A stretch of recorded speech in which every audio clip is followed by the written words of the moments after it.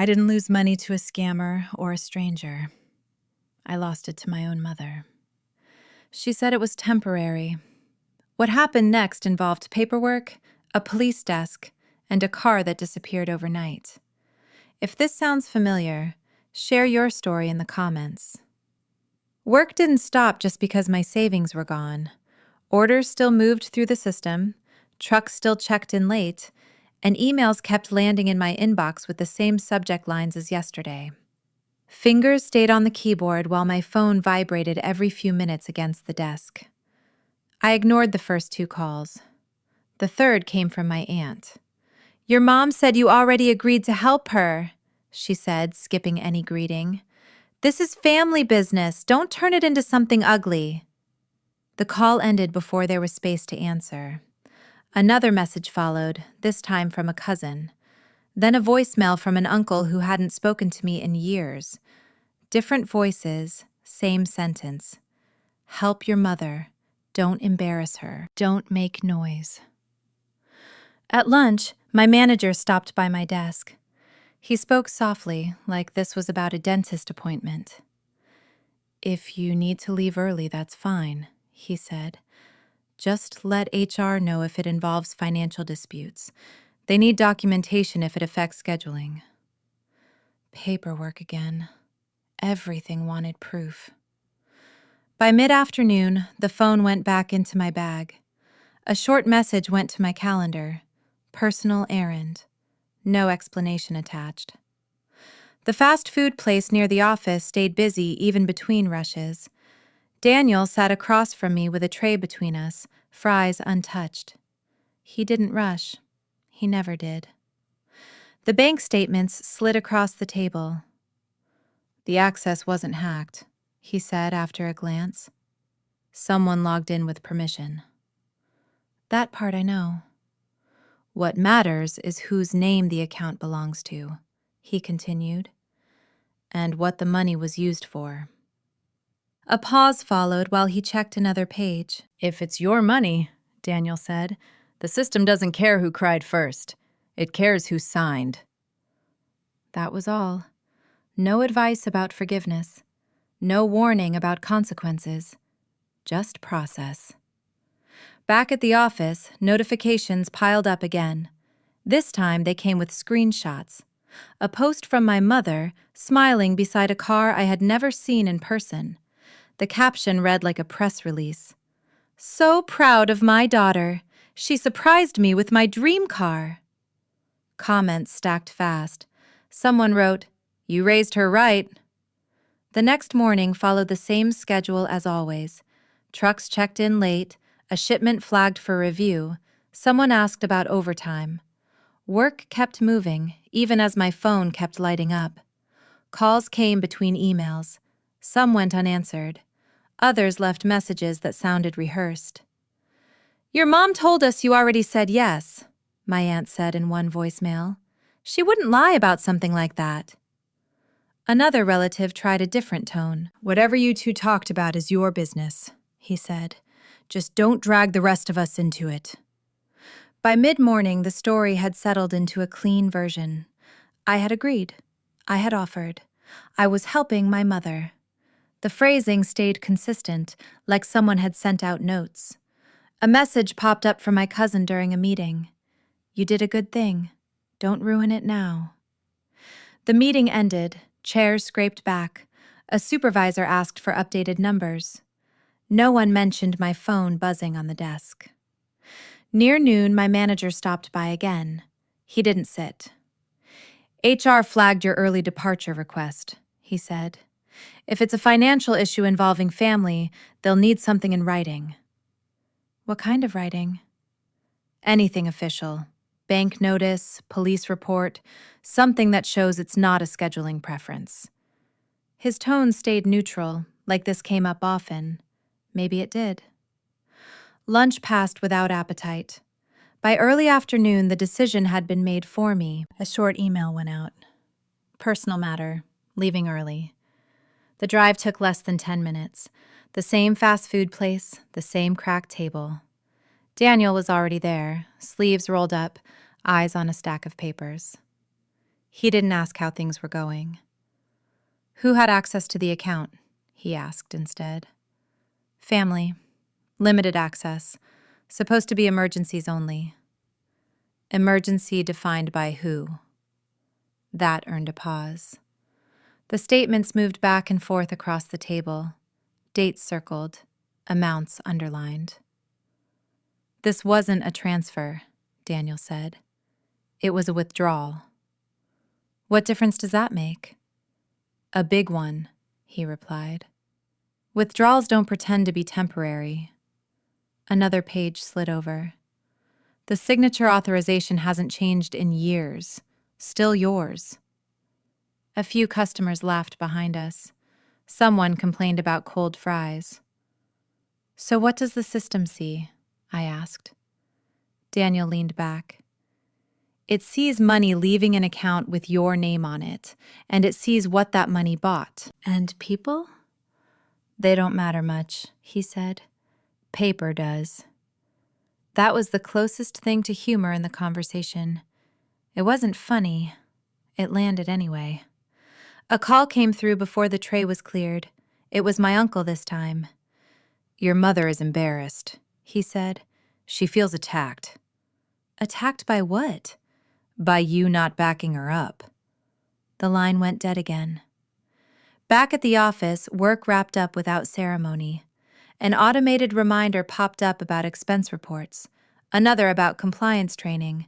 Then a credit alert appeared. New account opened. Auto loan. The email didn't ask if it made sense. It just informed. I clicked through the details. Dealership name, monthly payment, loan length, a cosigner field filled in. My name sat there, clean and printed, like it belonged. HR sent a follow-up message minutes later. Please upload any relevant documentation when available. The system moved faster than the family ever had. Another text arrived from my mother, short and confident. Everything's fine. Don't stress. No mention of the loan, no mention of the post already spreading through social feeds. The phone went back into the bag. The alert stayed open on the screen. A reply from Daniel came through later that evening. Send me the full credit report. We'll walk through it line by line. The post showed up while waiting for a report to load. A familiar smile. A car I hadn't seen before, polished enough to reflect the phone held up in front of her. So proud of my daughter, the caption read. She surprised me with my dream car. The comments filled faster than the page refreshed. You raised her right. That's what family looks like. Must be nice to have kids who take care of you. A coworker leaned over the cubicle wall. Is that your mom? She asked. Nice car. A nod ended the conversation. Lunch passed with the phone face down. That didn't stop the notifications. By the time the screen lit up again, the story had settled. The gift was confirmed. The sacrifice acknowledged. My role had been written without a line of dialogue. The credit report came up that evening. Not the summary, the detailed version. There it was. Vehicle make, VIN. Loan amount, payment schedule. Ownership structure sat below in smaller text. Primary borrower, Margaret Miller. Secondary responsibility, Lauren Miller. The word cosigner didn't appear. Something else did. Authorized financial party. Daniel's office looked exactly like it had a month earlier. Same chair, same stack of folders that never seemed to shrink. He took the report without comment and read it twice. This wasn't structured as a favor, he said. It was structured as leverage. What does that mean? It means she didn't just take the money, he replied. She tied you to the asset. Another page turned. And she did it assuming you wouldn't challenge it. A short laugh escaped him, not amused. Most people don't. Paperwork spread across the desk. Loan agreement, withdrawal confirmation, purchase receipt from the dealership. Daniel tapped one paragraph. "This clause," he said, "turns a gift into a loan if the money source disputes consent." "That sounds intentional."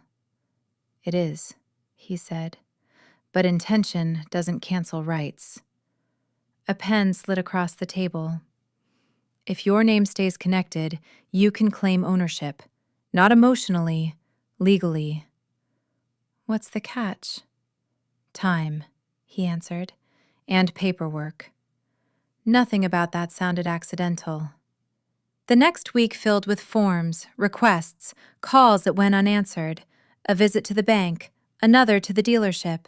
The sales manager glanced between documents. "We just processed the transaction," he said. "We don't handle family disagreements." "Not asking you to," I replied. "Just confirming who paid." He pointed to the screen. "Funds came from your account." No apology followed. None was needed. Margaret called that night. Then again. The third time came with a message. "Everyone thinks this was a gift. Don't make me look bad." The phone stayed still. Another call followed from a cousin. "Mom's really upset," she said. "She says you're backing out of something." "Something I never agreed to?" A sigh came through the line. "You know how she is." Yes, that part was familiar. The paperwork kept growing. Authorization forms, DMV records, loan disclosures, transfer histories printed in grayscale. Daniel reviewed each stack without rushing. "You don't need to confront her," he said at one point. "You need to outlast her." "What if she notices?" "She already has," he replied. "That's why the calls keep coming."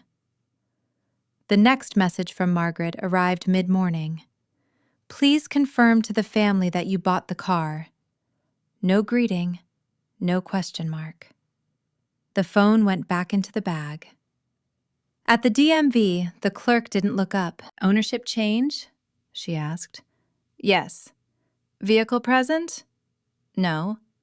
"Doesn't matter," she said. "Paper does." A number got stamped. Another form slid forward. Signature here.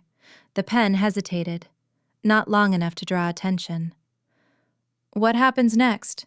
I asked. She shrugged.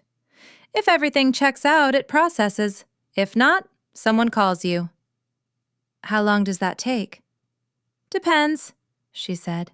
"Sometimes a day, sometimes longer." The signature went down anyway. Outside, another call buzzed through the bag. The voicemail icon appeared seconds later. "You're humiliating me," Margaret said. "I don't understand why you're doing this."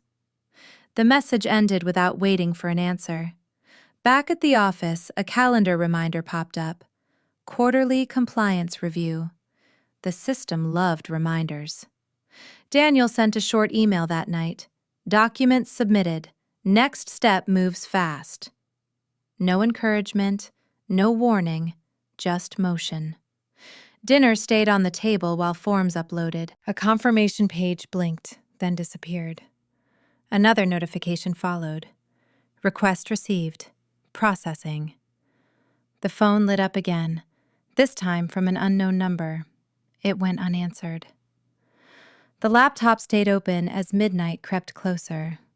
The last form required a final acknowledgement. I read it twice, signed once.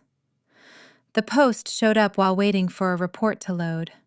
A familiar smile, a car I hadn't seen before, polished enough to reflect the phone held up in front of her. "So proud of my daughter," the caption read. "She surprised me with my dream car." The comments filled faster than the page refreshed. "You raised her right. That's what family looks like." "Must be nice to have kids who take care of you." A coworker leaned over the cubicle wall. "Is that your mom?" she asked. "Nice car." A nod ended the conversation. Lunch passed with the phone face down. That didn't stop the notifications. By the time the screen lit up again, the story had settled. The gift was confirmed. The sacrifice acknowledged. My role had been written without a line of dialogue. The credit report came up that evening, not the summary, the detailed version. There it was. Vehicle make, VIN. Loan amount, payment schedule, ownership structure sat below in smaller text. Primary borrower, Margaret Miller. Secondary responsibility, Lauren Miller. The word cosigner didn't appear. Something else did. Authorized financial party. Daniel's office looked exactly like it had a month earlier. Same chair, same stack of folders that never seemed to shrink. He took the report without comment and read it twice. This wasn't structured as a favor, he said. It was structured as leverage. What does that mean? It means she didn't just take the money, he replied. She tied you to the asset. Another page turned. And she did it assuming you wouldn't challenge it. A short laugh escaped him, not amused. Most people don't. Paperwork spread across the desk. Loan agreement, withdrawal confirmation, purchase receipt from the dealership. Daniel tapped one paragraph. This clause, he said, turns a gift into a loan if the money source disputes consent. That sounds intentional. It is, he said, but intention doesn't cancel rights. A pen slid across the table. If your name stays connected, you can claim ownership. Not emotionally, legally. What's the catch? Time, he answered, and paperwork. Nothing about that sounded accidental. The next week filled with forms, requests, calls that went unanswered, a visit to the bank, another to the dealership. The sales manager glanced between documents. We just processed the transaction, he said. We don't handle family disagreements. Not asking you to, I replied. Just confirming who paid. He pointed to the screen. Funds came from your account. No apology followed. None was needed. Margaret called that night, then again. The third time came with a message. Everyone thinks this was a gift. Don't make me look bad. The phone stayed still. Another call followed from a cousin. Mom's really upset, she said. She says you're backing out of something. Something I never agreed to? A sigh came through the line. You know how she is. Yes, that part was familiar. The paperwork kept growing. Authorization forms, DMV records, loan disclosures, transfer histories printed in grayscale. Daniel reviewed each stack without rushing. You don't need to confront her, he said at one point. You need to outlast her. What if she notices? She already has, he replied. That's why the calls keep coming. The next message from Margaret arrived mid-morning. Please confirm to the family that you bought the car. No greeting, no question mark. The phone went back into the bag. At the DMV, the clerk didn't look up. Ownership change? She asked. Yes. Vehicle present? No. Doesn't matter, she said. Paper does. A number got stamped. Another form slid forward. Signature here. The pen hesitated, not long enough to draw attention. What happens next? I asked. She shrugged. If everything checks out, it processes. If not, someone calls you. How long does that take? Depends, she said. Sometimes a day, sometimes longer. The signature went down anyway. Outside, another call buzzed through the bag. The voicemail icon appeared seconds later. You're humiliating me, Margaret said. I don't understand why you're doing this. The front desk asked for ID before asking why I was there. A clipboard slid across the counter. Name, time, reason for visit. The box labeled property dispute stayed unchecked. Someone else had already chosen that language. Margaret sat a few chairs down, shoulders squared, hands folded like this was an appointment she had scheduled weeks ago. She didn't look surprised, not even annoyed, just ready. An officer called both names at once. We were placed across from each other at a narrow table. A recorder clicked on. The sound felt louder than it should have. "Mrs. Miller," the officer said, turning to my mother first. "Tell us what happened." Margaret didn't hesitate. "My daughter took my car," she said, "without permission." A pause followed. The officer nodded as if that sentence fit neatly into a form. "She pressured me," Margaret continued. "I'm on a fixed income. I trusted her." The word trusted landed carefully, like it had been practiced. The officer turned toward me. "Your response?" Folders opened, statements spread out, dates lined up. "The money used to buy the car came from my account," I said. "The loan lists my name as financially responsible." Margaret let out a small sound. Not a laugh, not a cry, something in between. "That was a gift," she said quickly. "You offered." "I didn't," came out just as quickly. The officer raised a hand. "Let's slow down," he said. "We'll go one piece at a time." Questions moved back and forth. Who accessed the account? When the withdrawal happened? Who signed what? Screens turned, pages flipped. Margaret answered with confidence. "She's helped me before," she said. "She always does." That part was true. It didn't help. "Did you authorize the withdrawal?" the officer asked. "She didn't object," Margaret replied. The officer glanced up. "That's not the same thing." Silence followed. Not uncomfortable, procedural. Another officer stepped in with a tablet. He scrolled while listening. "The vehicle was purchased using funds traced to Lauren Miller," he said. "The financing ties back to the same source." Margaret leaned forward. "That doesn't mean she owns it," she said. "She's my daughter." No one responded to that. The questions kept coming. Each one pulled something loose. A bank alert ignored, a password shared years ago, a habit of saying yes because saying no took longer. "Why didn't you revoke access earlier?"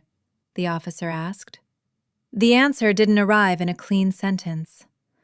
"Because it was easier," I said. "And because nothing bad had happened yet." Margaret shook her head. "She's always dramatic," she said. "She's trying to punish me." The recorder kept running. A phone buzzed in my bag. Work, probably. HR had asked for documentation. This counted, even if no one would like it. The officer leaned back. "At this point," he said, "we're dealing with overlapping claims." He turned the tablet toward both of us. "One party reports theft. The other reports misuse of funds." Margaret crossed her arms. "So arrest her," she said. The officer didn't smile. "That's not how this works." A few keys tapped. A form printed somewhere nearby. "We're forwarding this to legal review," he continued. "They'll determine ownership based on documentation." "How long will that take?" Margaret asked. "Depends," he replied. "They're thorough." The word sounded neutral. It wasn't.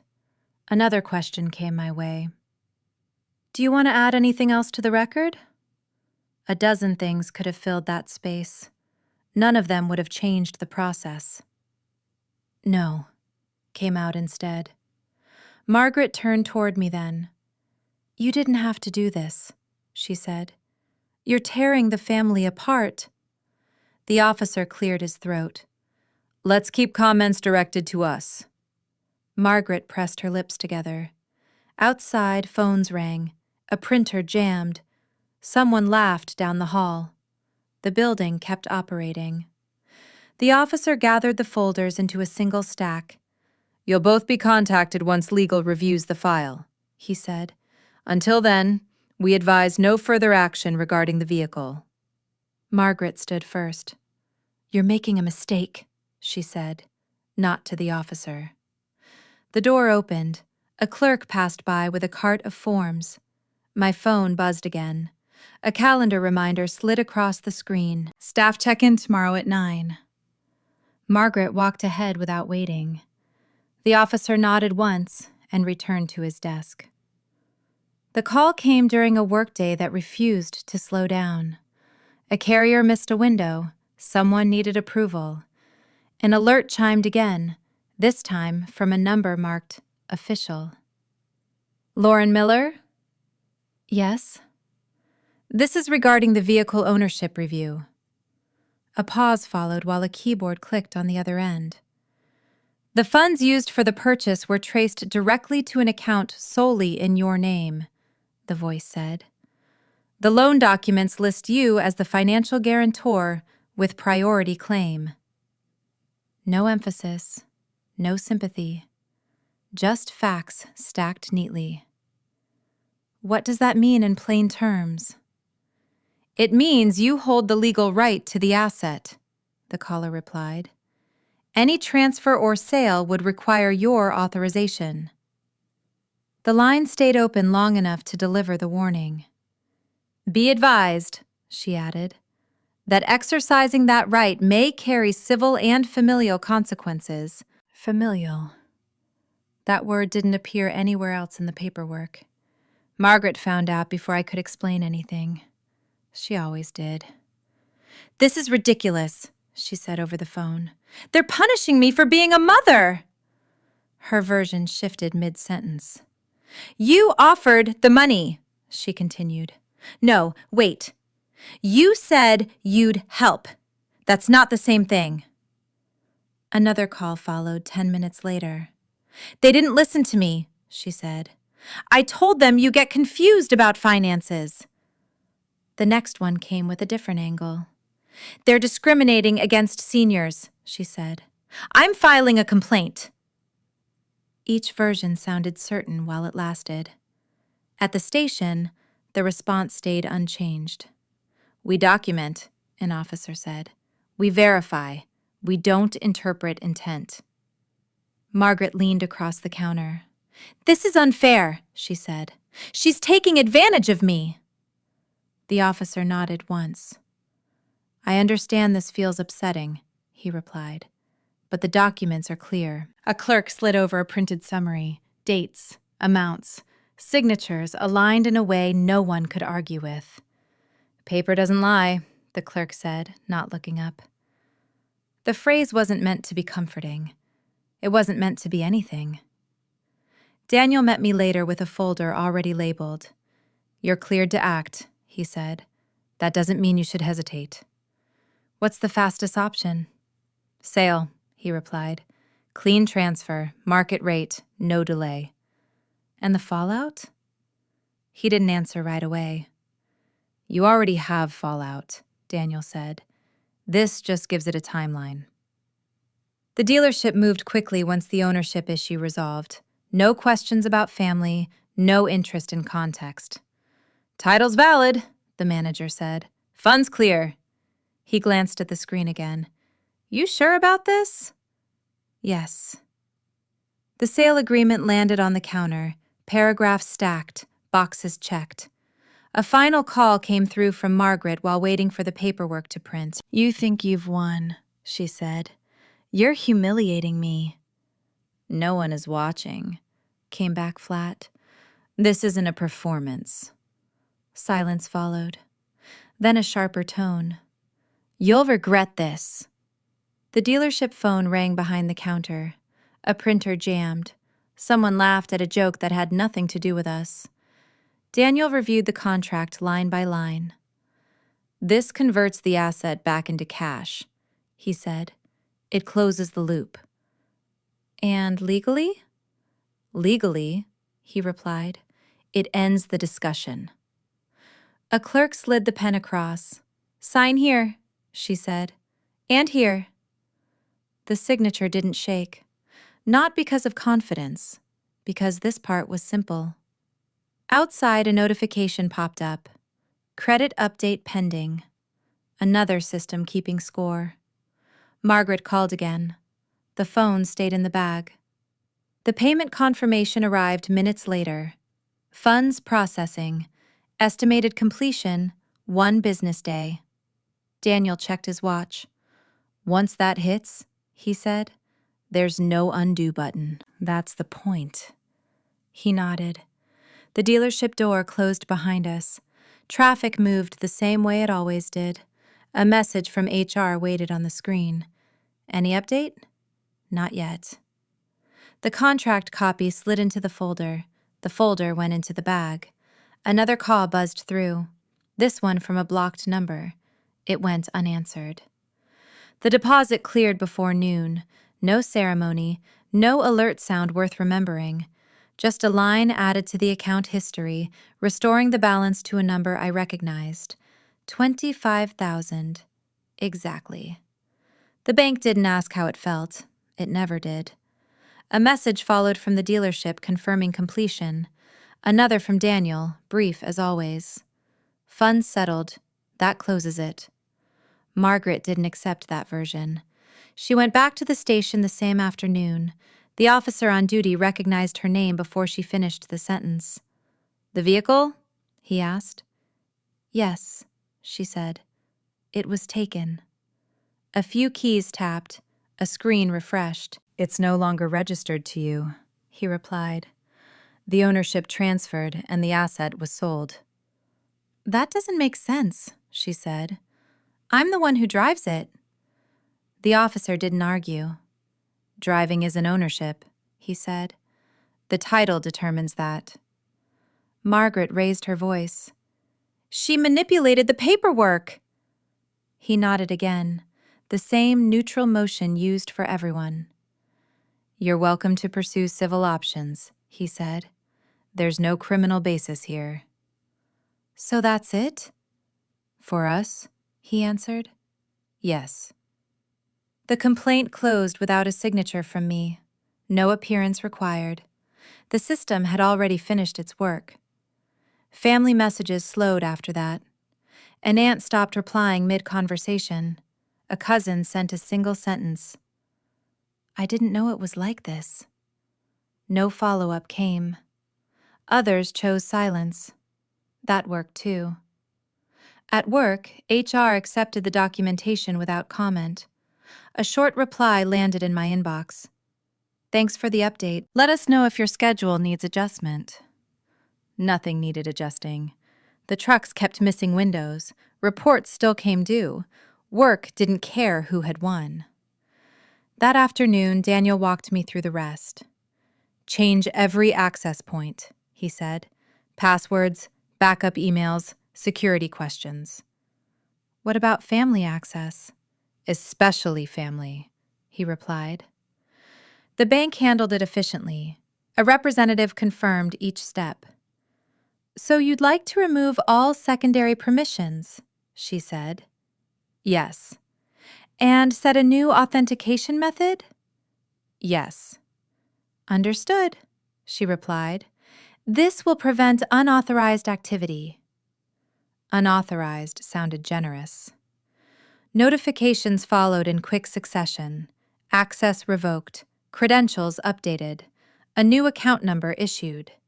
Each message felt like a door closing with a polite click. Margaret tried another angle that evening. "You've made your point," she said over voicemail. "Now you can fix this." The message stayed unheard. Another came an hour later. "People are asking questions." That one stayed unheard too. The next morning, an appointment waited at the county office to finalize records. A clerk reviewed the documents without looking up. "Everything's complete," she said. "Receipt will print shortly." The printer hummed. Paper slid out. A timestamp marked the end. "Anything else?" she asked. "No." She stamped the page and slid it over. "Have a good day." Outside, the phone buzzed once more. Daniel again. "She doesn't have leverage now. Expect noise, not action." That tracked. A group chat went silent. Another removed me entirely. Someone else sent a thumbs up and nothing else. Power didn't announce itself. It just stopped being demanded. Margaret's last attempt came through a mutual contact. "She's asking if you'll talk," the message read. "She says this went too far." No reply followed. At the office, the afternoon passed in routine checks and small problems. Someone needed help with a routing issue. Another asked about overtime approval. Life continued without consulting anyone's feelings. Before heading out, I stopped by the administrative building to pick up one last copy. The clerk handed it over through the glass. "Keep this for your records," she said. The receipt felt lighter than expected. Outside, traffic moved slowly. People crossed the street without looking up. A food truck parked where it always did. The phone stayed still. No new messages. No calls. The account balance remained unchanged when checked again later. Access logs showed nothing unusual. That was the reversal. Not dramatic, not loud. The consequences settled without announcement. Margaret lost the car first, then the stories she used to tell about it. Family gatherings went on without her voice leading the room. A few relatives stopped calling altogether. Others kept conversations brief, careful, like speaking around a stain no one wanted to name. No final meeting happened. No long explanation. Communication narrowed to essentials, filtered through an attorney when necessary. Messages arrived stripped of emotion and punctuation, asking about documents, deadlines, procedures. Nothing asked how anyone felt. Requests came from the usual directions anyway. "She's still your mother," an aunt wrote. "This doesn't have to stay broken." Another message followed from someone I barely knew. "You did what you had to do," it said. "But maybe you can soften it now." There was nothing left to soften. The record existed. The balance had been restored. The system had finished its work. Replies didn't go out. At the office, things stayed predictable. Shipments arrived late. A scheduling issue triggered a meeting. Someone forgot to submit a report. No one asked questions beyond what was necessary to do the job. HR filed the last document and closed the note attached to my name. The routine helped. It didn't distract. It just moved forward. A new savings account opened the following week. Different bank, different login, no shared access. The representative asked if anyone else needed permission. "No," I said. She smiled politely and checked the box. That account felt different. Not safer, just cleaner. The apartment search took longer than expected. Phoenix offered plenty of options that looked fine on paper and felt wrong after a walkthrough. Eventually, one worked. Smaller, closer to work, no history attached to the address. Moving day passed without ceremony. A friend helped carry boxes. No family showed up. That simplified things. Utilities switched over, mail forwarded. The old place went dark behind me without asking for a backward glance. A flyer taped to the door at work caught my attention one afternoon. Free financial literacy workshop, community center, Tuesdays. It sounded harmless, useful even. The first session covered basics, budgeting, credit reports. The instructor spoke plainly and avoided advice that sounded like judgment. Most people in the room nodded without taking notes. A few asked questions that came from experience, not theory. I didn't volunteer anything. No backstory, no examples. Just listened. The next week, the same chair was open again. A man across the room joked about finally learning where his money went. The instructor laughed and corrected him without embarrassment. "No one ever knows where it goes," she said. "That's why we're here." That counted as humor. Dry, accurate. Margaret's name stopped appearing in conversations. When it did, the tone shifted. Someone would lower their voice. Another would change the subject. The silence wasn't dramatic. It was functional. Daniel checked in once, then stepped back. "You're good," he said. "Everything's locked." That was all. Work filled the days. The class filled Tuesday nights. Groceries, laundry, emails. Nothing required permission anymore. One message came through months later from Margaret's number. "I hope you're happy." The phone stayed on the table. The message stayed unread. Happiness wasn't the right word. Stability fit better. After work one evening, the same fast food place near the office came into view. Habit pulled me in. The cashier recognized the order without asking. "Usual?" "Yes." The receipt printed. A number appeared at the top. No one cared what it meant. A seat near the window stayed empty. Bags rustled. Someone complained about traffic. A kid laughed too loud. Dinner finished. Trash went in the bin. The place filled and emptied around me. Outside, the sky shifted into something that signaled the end of the workday without announcing anything else. The phone stayed still in my hand. No calls, no alerts. The account balance hadn't changed when checked earlier. It didn't need checking now. Walking back to the car, keys landed in the ignition without hesitation.